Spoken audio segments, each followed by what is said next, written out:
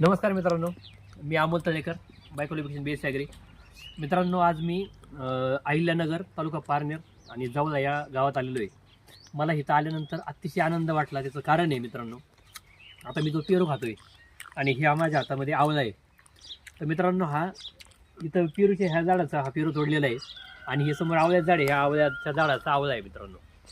तर आनंद एका गोष्टीचा आहे की शेतकरी शेती करत असताना शेती करतो आपण घर चालवण्यासाठी, इतर काही खर्च भागवण्यासाठी आपल्याला ह्या ते म्हणजे कर्म म्हणून करत असतो.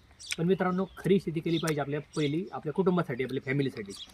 तर मित्रांनो, इथं जवळपास 22 गुंठ्यामध्ये इथं ही शेती केलेली आहे आणि ह्याच्यामध्ये पूर्ण नैसर्गिक पद्धतीने व्यवस्थापन केलं आहे. तर त्याच्यामध्ये तुम्ही पाहू शकता, इथं हे लिंबाचं झाड आहे, त्यानंतर हे रामफळाचं झाड आहे, इथं चिक्कूचं झाड आहे, त्यानंतर येताना तिथं पण पेरूचं झाड आहे आणि इथं समोर हळद लावलेली आहे मित्रांनो. तर इथं संपूर्ण ही जी जमीन आहे ही स्वतःसाठी घरी खाण्यासाठी नैसर्गिक पद्धतीने शेती आणि त्याची अप्रतिम चव.